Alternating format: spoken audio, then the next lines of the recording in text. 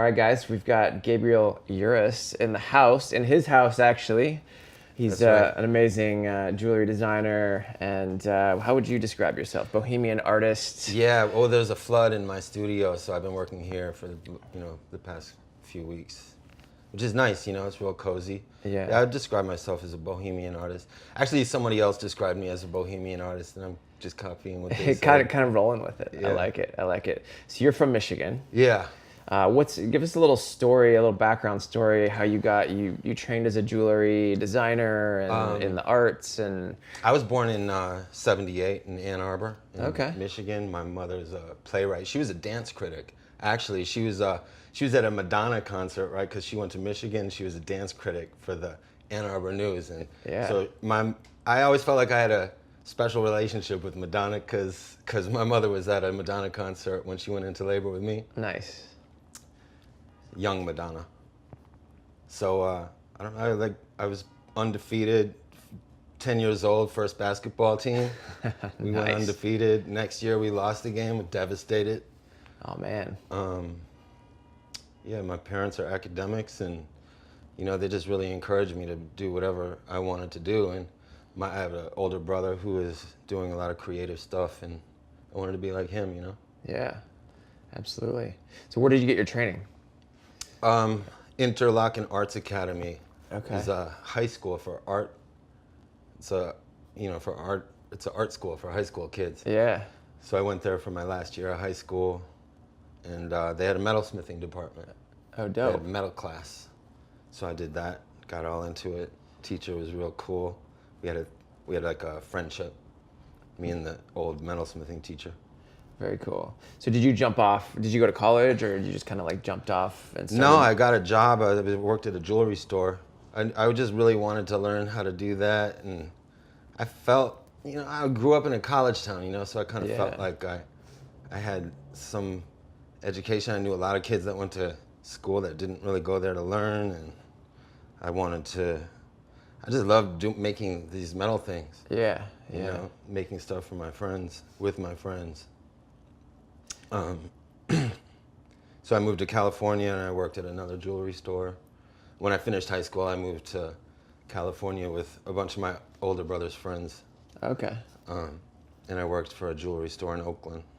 Oh wow. And they taught me how to cast and some wax carving stuff and how to be a bench jeweler. Yeah. And I also had this studio on the side with these 9 women. I was the only dude. I was 18, and they taught me how to solder and stuff, and they'd help me out with all the questions I had about jewelry. And I used to make these real kind of burly medallions with sheet metal and photographs and paintings sandwiched inside. And I was developing that style for a while before I started casting my little basketball players and silhouettes of Michael Jordan.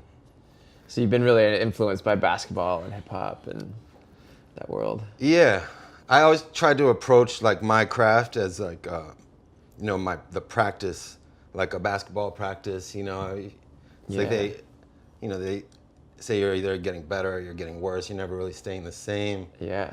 I wanted to apply that kind of discipline to my craft, and sometimes it worked. Sometimes I failed.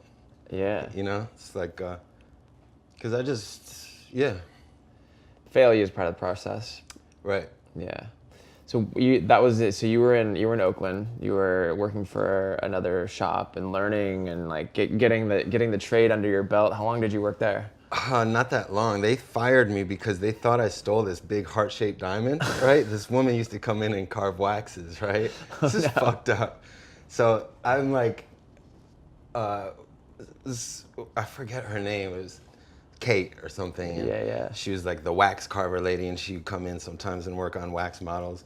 And she came in one day and she was working on a ring with this big heart-shaped diamond.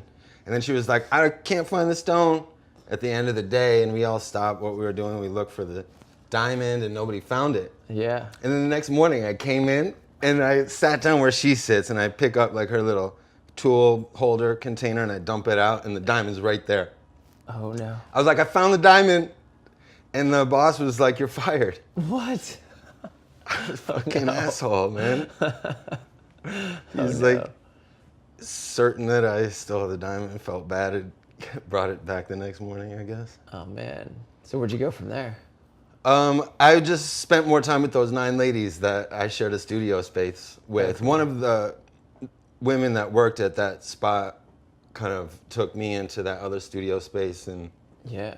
that place was awesome. It was this punk rock record store on 16th in Valencia. Oh, dope. It was called the Epicenter. They had this huge zine library and all these punk rock records and like these little restaurant booths in there. And at night, I had that whole shit to myself. There was like a little metal shop in the front and another one in the back. Oh, that's dope. So it was dope. That was like the coolest fucking studio. That's awesome. So how long did you spend out? You were in San Francisco or in the West Side Bay Area for a few years? Yeah, a few years, like 2.5 years. Oh, and nice. I moved here in '99. Oh, nice. What brought you out to New York? My family, the jewelry district. I wanted to, pursue my jewelry education. San Francisco is kind of beautiful and kind of mellow. Yeah. I just thought about that being in New York in a higher Yeah. energy type of environment. More hustling. Yeah. It's definitely like a different creative energy over here, for sure. I mean, when I was 15, I lived with my grandparents for the summer, and before I went to Interlaken, and I used to make paintings on their fire escape, and I was like, man, I want to. And I had a job in Midtown, and I used to paint. I loved painting on their fire escape, and I was like, I want to be an artist in New York, And the kids in the neighborhood were like, yo, that's tight, that's dope that you have something that you like to do and shit. I didn't know how to paint, but I would make these little paintings and stuff. Yeah. And Yeah. the kids in the neighborhood were super cool. That's awesome. So how did you, how many years were you practicing really before you started making money at metalsmithing and jewelry? Oh, I was making money right away. Really? Right away, yeah. I'd tell people I knew how to, I would just take the job and figure out how to do it after I got the job. Oh, wow. Yeah. What were those those know. are more commission type of work? It's like, yeah. Put some lipstick on that pig. Fake it till you make it. We've been there. We've been there. But yeah, I like that you could, I knew how to make things, but I wasn't good at it yet. And I didn't really have the knowledge yet. I didn't have like the muscle memory to like do it, because it's all practice, It's just like soldering and cutting and filing and all these little tools for cutting different ways. Yeah. So I would kind of get my learning while doing these jobs for other artists. Yeah. I worked for Matthew Barney. I worked for Tom Modernist. Okay. I worked for Supreme and A-Life and Nike and Jeff Staple and all these people, and I was learning, Yeah. So what, you working like on a full-time kind of thing, or you're like they would commission you to design things? How'd that work? I never. Actually, when I worked for Tom, it was full-time kind of thing. He brought me in as like the small metals man. Yeah. He makes the little subway sculptures in the 8th Avenue and stuff. The little cool. money bag guys. I was just in Mexico City, and there's this installation of work. I just thought it was Tom's, and it's not fucking Tom's. Somebody else makes sculptures that look just like Tom Modernist. Oh man. It was bizarre, It's really bizarre when you see people copy. How do you copy? How do you copy Like people's straight shit? up, yeah. Like, what is that? What are you doing? Well, it's like lying. I don't know. It's like, I think Stephen King's wife did some interview with the New York Times a while ago. She's talking about lying and how stupid it is, Yeah. It just prolongs the time until people figure out that you're a liar, Yeah, exactly. So why would you do that? Yeah, it's crazy to me. Like I understand like pulling influence from a certain Right. piece, or like your people that you look up to Yeah. kind of thing, but just straight up copying and then calling it yours. Because I got excited, Yeah. It's like, yeah, take your inspiration, but don't make something that is so mistakably somebody else's, It's like, Yeah, yeah. Man, so if we jump back a little bit, when you were just kind of jumping off from like working for somebody. Are you gonna edit this together? Chop it up, or no? Just let it ride. It's a You just candid put it, conversation. yeah, Yeah, it's cool. Yeah, yeah. All right. So, but yeah, so if we're jumping back and you're you're in your you were working, you got fired, and then you Right. like jumped off on your own and started like kind of doing commissions for different people. What was that like? I mean, paint a picture. Like, I mean, that time, yeah. when I was in San Francisco, I was like 18, 19. When I got fired, I got a job working at Pearl Paint on wow. Market Street in the craft department. And I was selling paint and whatever. That was here. No, that was in San Francisco. Okay. But I always had that studio, and I was, really into that. So essentially, you had like a bridge. You worked at the paint store, and you were like paying your bills through that, and you were just making what you wanted. Yeah, and I was friends with all these Spanish people from Spain, and I was and I kind of moved to New York with them, and I got a job working for Miguel Adrover, who's a Spanish fashion designer. And I had no experience with fashion. I'd never been to a fashion show before. I didn't know what it was, but yeah, it's jewelry. You can apply it to anything, right? Yeah. Of course, fashion stuff is jewelry. So I worked for Miguel, and that blew my mind. Just the whole fashion, what goes into making a fashion show. I think his work is so beautiful. Yeah. And it was, that was really cool working for Miguel. Yeah. What did you learn from that experience that you've applied to yourself? That speed is the key, I guess. Speed is the key. Well, yeah, I mean, you got to make things quickly. I don't know if I learned. I mean, I guess my first boss taught me that. I was a polisher. When I first finished high school, before I moved to San Francisco, I worked for a jewelry store as a polisher. And my boss gave me a book called Jewelry Making, and he would give me little quizzes on it every day. Wow. He told me that speed is the key, because I was working in a jewelry store, and he was like, I'll teach you more than any school is going to teach you. Yeah. Working here. But speed is the key. You just got to make things quickly. It comes, once you get to know what you're doing. Yeah. It takes a while to understand what it is that you're doing. Yeah. How much time do you think you put in learning your craft before you really felt like you were in your groove?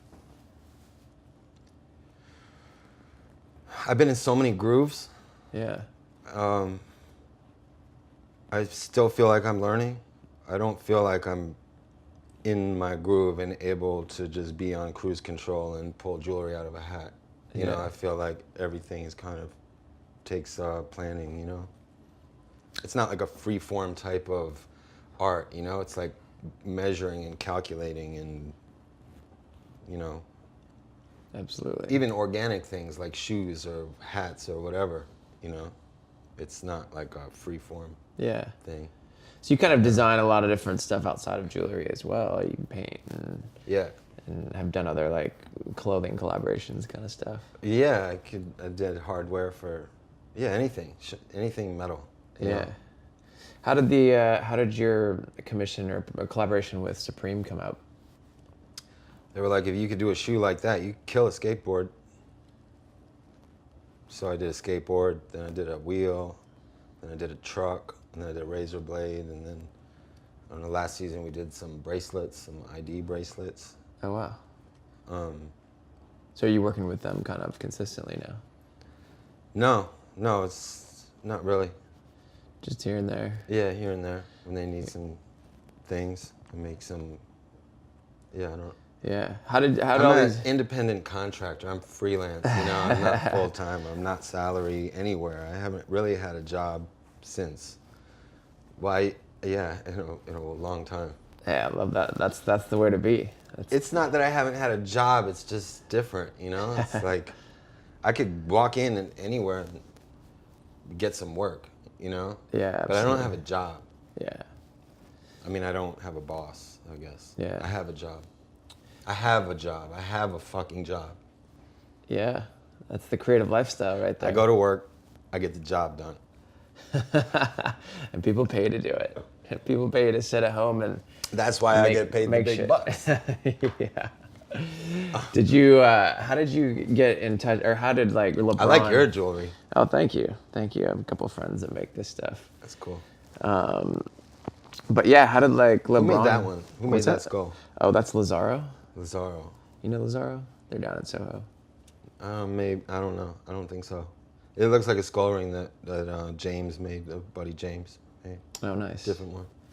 Got it. Different skull. This is a buddy of mine, Frank Wilder. That's cool.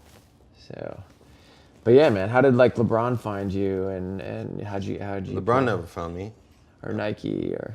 Oh, actually, it was Jason Maiden was the one who found me. He was like, man, this is Jason from me. He called me up one day. I was at Jaquan's toy store, and Jason called me up, and he was like, man, it'd be great if you could work with Nike.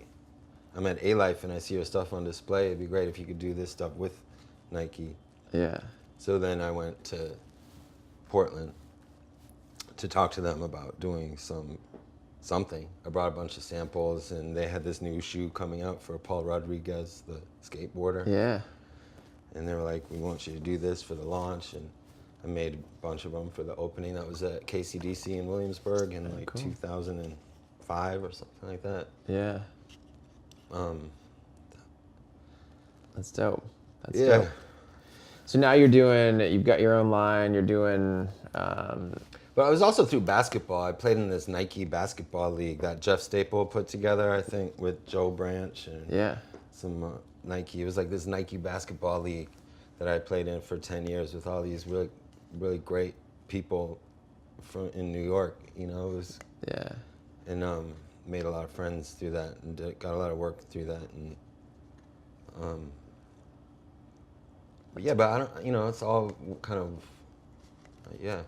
It's a New York thing, I think. Yeah. You know, if you're in New York and you're really passionate about something and trying to do something, then people are gonna want to help you. You know, people are gonna want to support you if you're here, you know, trying to do it. Yeah, I love that. So has your career, has it been kind of up and down, or have you like seen it like slowly grow? What's it look like? Just I don't want to talk about that. Fair enough. Fair enough.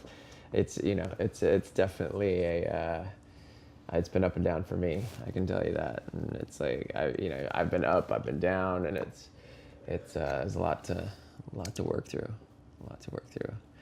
As I'm sure you can attest. But when you're like sitting down for a new project, what does your creative process look like? Like, how do you sit down and dream up a project or dream up a piece, or whether it's your own or whether it's commissioned by somebody else? I don't know. I kind of just sit down and make it. I mean, I guess I design it. I think about what it's going to look like, and then I kind of draw it out and make some sketches. So you sketch and then... I use Illustrator. Oh, cool. You know, I use photos and images and Google, and I don't know how to draw. You know, sometimes I'll trace things to make it look like I sketched it in the beginning, you know, and just kind of fake it. Like I know how to draw, but I don't know how to draw. Yeah. So you start kind of on the computer and just like... Yeah, it depends what it is. Mapping out. People usually have an idea of what they want. It's occasionally people are like, I just want you to make me whatever you want. You know, I think you're a good designer, and I want you to make me something. That's fun. Yeah. But usually it's people are like, I want my name in this font, and it's very specific what people want. Oh, wow. They want a 2mm, 18 karat gold band with pave diamonds going all the way around, and it turned, you know, it's always very specific. People have, when it's a custom piece of jewelry for somebody, it's usually them that design it. Yeah, yeah. What's been some of your favorite pieces to work on, or that you've created? I like this project that I'm working on now with my parents, the Lost Tribes. Yeah, tell us more about that. That's the Native American Judaica collection that I did, based on the story of when the Puritans came to America and saw the natives and called them the Lost Tribe of Israel, the savages. And I was like, well, what if they were the Lost Tribe of Israel? You know, what would a Judaica line look like you know, what would their Judaica line look like if they were the lost tribe of Israel, you know? Yeah. Obviously they're not. It's all made up, you know, Yeah. I just made it up. But then I developed this whole library of Native American symbols, and my father and I went through and kind of found different Hebrew words and phrases that corresponded with each symbol. Yeah. And then I rendered the symbol and the Hebrew together to make these designs, and I built like a whole periodic table of ethics of our predecessors. Yeah, that's dope. You know, is what we called it. You know, it's like a lot of the little phrases come from Pirkei Avot, this Hebrew list of kind of morals, like if not now, then when? You Yeah. know? Like, Yeah. You know, don't judge somebody until you stood in their shoes. Yeah. You know, justice, justice you shall pursue. You know, just Yeah. like these little phrases, and it comes from Pirkei Avot, which means ethics of our fathers. Right. You know, so we call it ethics of our predecessors. Yeah. So what does the project mean to you in terms of just like what's the significance for you? It was very personal, you know. It's Yeah. really just a personal, very meaningful project. It's about my family. It's about my parents. It's about their ethics. It's about what they, you know, taught me. It's about what my grandfather did. You know, my grandfather was a rabbi in Brooklyn for 70 years, and my parents, my family is always telling me to do a Judaica line for forever. And Yeah. so this is kind of my idea of a Judaica line that I wanted to do. And my parents lived on a Navajo reservation in the 60s and had a lot of stories. So it's just really fun to work, you know, with my parents on something creative like this. Yeah. Yeah. What message? I mean, what do you feel that you want to share with the world through this collection? I mean, it's something that you're putting out there. I want to share the whole collection. I just want to kind of invite the world to participate in like this kind of dreamy dream work.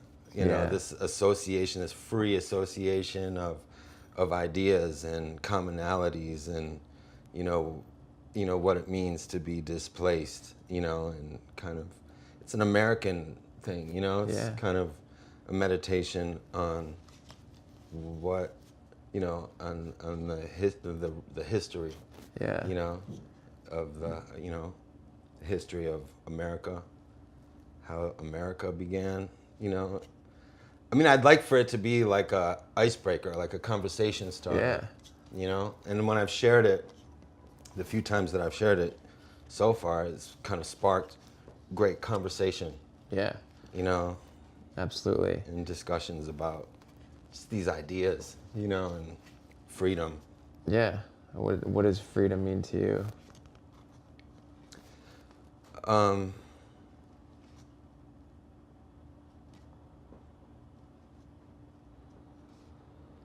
Freedom means being kind of in charge of your decisions.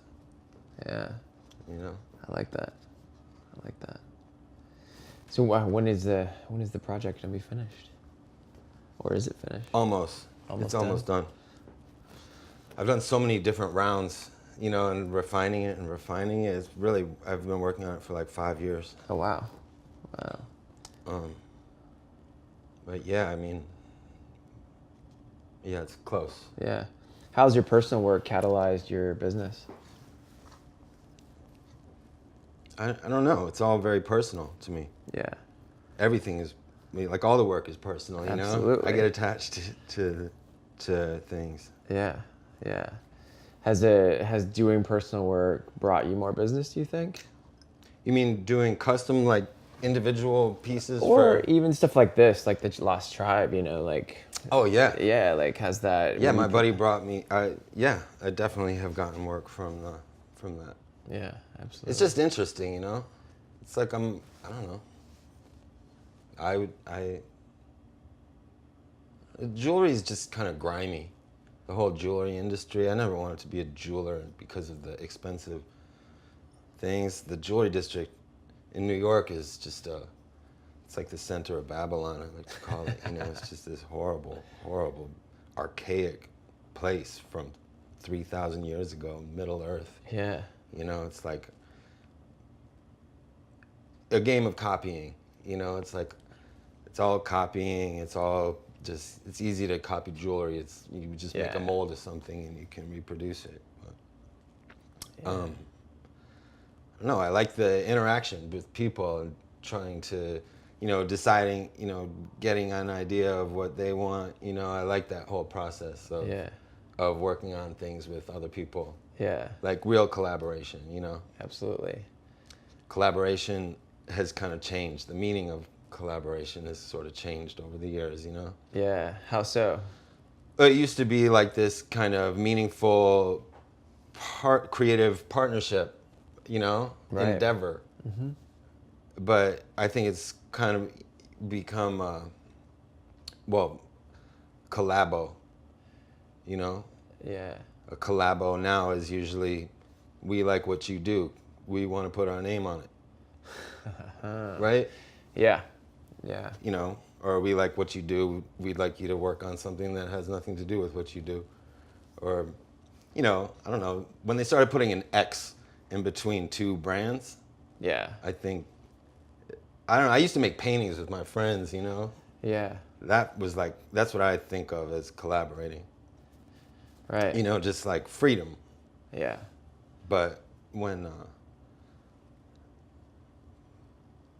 it's just different. People call, you know, hiring somebody to do something, people call that collaborating now. Yeah, it's a different space. I get Yeah, that. it's different. It's different. Yeah. Hey, you know, but you still bring your perspective and your it's personality still a beautiful to thing. it. Yeah. It's all just in the name of making something beautiful. Yeah. Well, I feel like so much has already been done nowadays, right? Like, I don't even know. How do you create new? How do Shit you is create so new insane right now. I don't know anything right now. I don't know how anybody can make any sense of anything right now. There's so much Shit is so much insane noise out right there. now. Yeah. You know, what the fuck is going on right now, you know? It's like, I don't know. Yeah. I don't know if anything's ever been done before. Kind of seems like everything that's ever been done gets erased every fucking 10 minutes, you know? I don't know. Something new happens, but it's an iteration of the previous. Yeah, but I know what you mean, you know, in terms of design or product or, you know, sort of like people have a limited scope of their, you know, possibilities, I guess. Yeah. Yeah, it's I don't think everything's been done before. I think it's important to not do anything. It's just important to not copy people. I think copying is the enemy of art. And it's important not to be so obvious with your copying, you know? Absolutely. Yeah, steal, you know, what is it? Whatever Picasso said. Fuck that. You know, whoever steals art is the best art. Whoever steals ideas, whoever copies ideas, whoever steals some shit. I forget the Picasso quote. Yeah, I don't remember. But so what?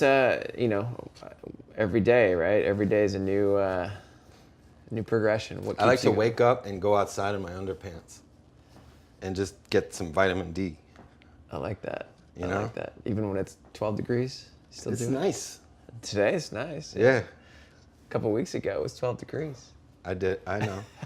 I'll wait till till the sun comes up. Yeah. What's your week look like? You know, if you get up, what time you usually get up and work and Today I had a jump phone in? call at 11 with a woman and her mother about she's getting married and her mother wanted something for herself and the bride wants some earrings and the mother wants a necklace to go with her dress. It's just all over the place. Yeah. My other friend, my great friend Danielle, is getting married. I don't even want to talk about that right now. Yeah. Just because I shouldn't be talking about that right now. I don't want to ruin the surprise. All right. I didn't ruin the surprise yet. That's what great. else? I mean, do you work better during the day? You work better at night? What's your MO? Yeah, I changed up, switches up all the time. Yeah. My most productive regiment was going to play basketball Monday, Wednesday, Friday with the old dudes at 6 a.m. Oh, till wow. like 9:30, and then I'd like get to work and everybody else is like just waking up, you know. Yeah. It felt awesome. I'm not like a morning person. I'm not an evening person. I'm just, you know, I like to, I don't know. Sometimes I like to work at night. Yeah. Whenever the inspiration calls. Right. What keeps you creatively inspired? The internet. Just kidding. I don't know. The internet is it's distracting sometimes. Absolutely. Love. Love keeps me inspired, I guess. And but sorry, what was your question? Oh, no, that was great. Love keeps you inspired. Keeps the world going round. Right. I don't know. I watch the news a lot. Anger sometimes is inspiring, you know. I don't know. I'm sensitive, you know. I get inspired by all kinds of things. Yeah. It's great. I like to cook. I make banana bread now. I'm making bread pudding. We like bread pudding. We like banana bread. Doughy foods make for doughy people. Love it. Trying to eat healthy, you know. I don't make salads, but I cook fish now. I make fish cakes. Ooh. Yeah, I've been cooking vegan food. I don't know why. Hey. Fuck it, right? Yeah, try it. Try something vegan. Try it. Try it out.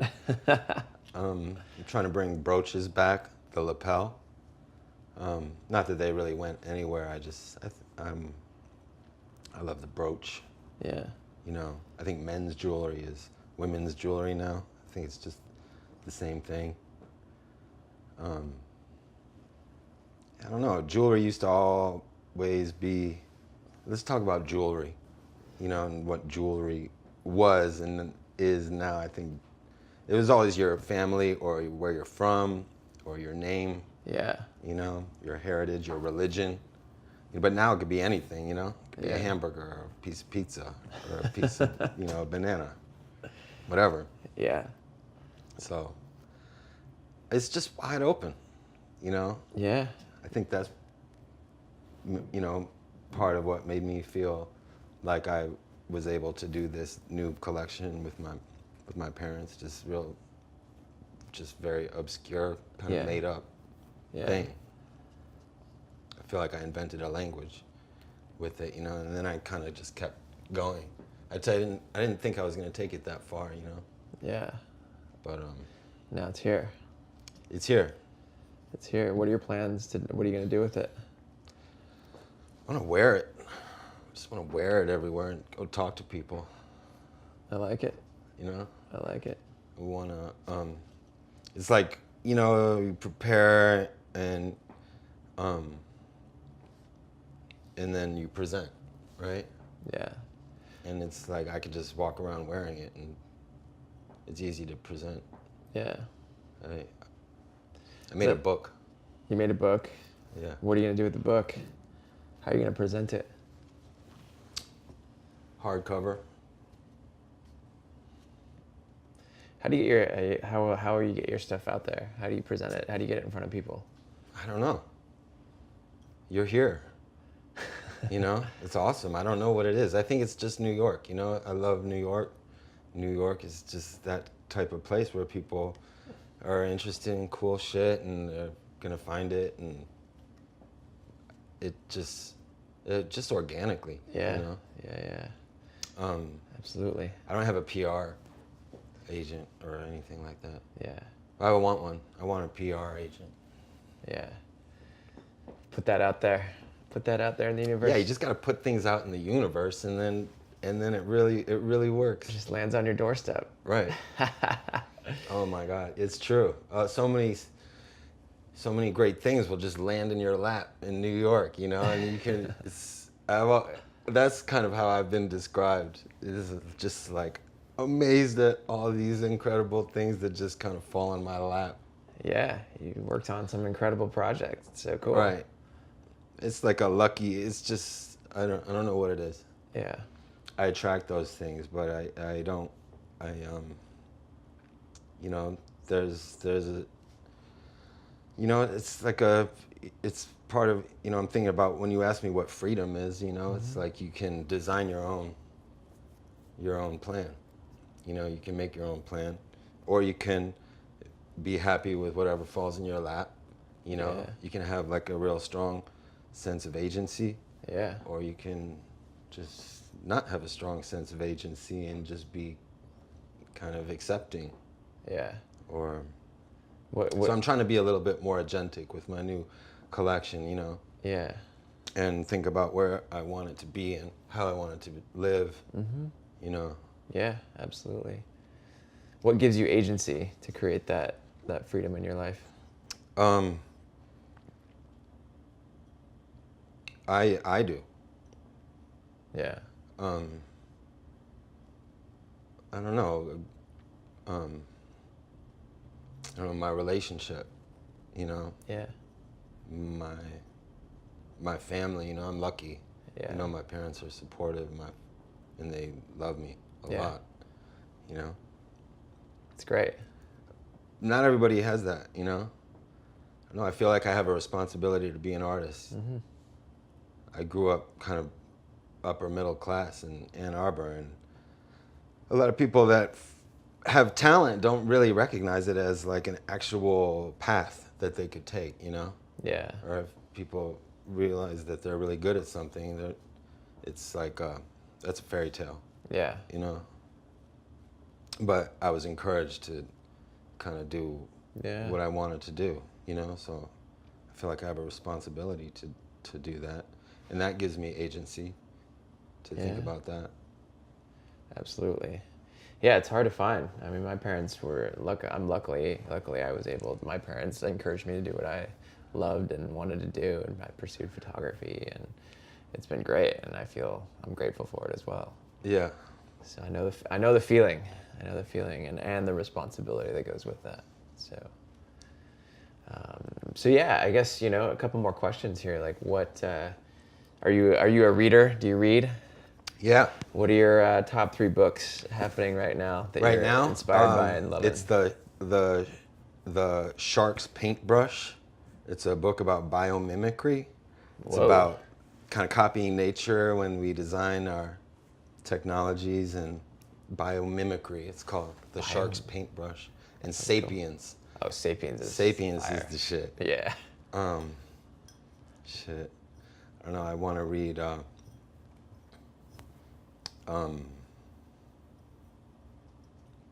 have. I don't know. How to make knives.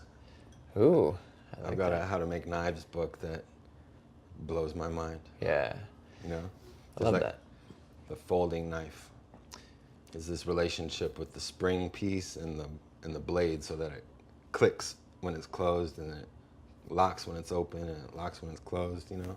Oh, wow. Knife makers know a lot. Yeah. Jewelers think they know a lot. Jewelers don't know shit. These mountain people in the hills making knives, those motherfuckers know how steel reacts to everything. I'm You know, sure. spring steel. They know about metal. But jewelers, I don't know. I like jeweler. I don't want to say who knows what, but It's all a learning process, right? yeah, it's like some involve more engineering. Some processes involve a lot more than just making beautiful things. Yeah. Making beautiful things that work. Absolutely. Do you know Max Poglia? Nah. He's a dope knife maker. Oh, really? I don't know, what do you call it, a knife maker, but he Knife makes maker, I beautiful think. knives, yeah. I went to a knife maker convention at a Sheraton in Jersey City, Wow. and yeah, it was cool. I got some inlay stuff. Yeah.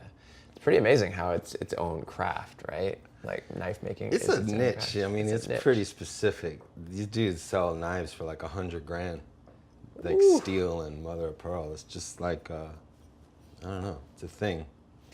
Knife knives. It's like fishing or bass. You're gonna start making knives? I made some knives, yeah. Oh, you did? Yeah. Sick. Some little folding knife necklaces. Oh, sick. I have to find those. Check those out.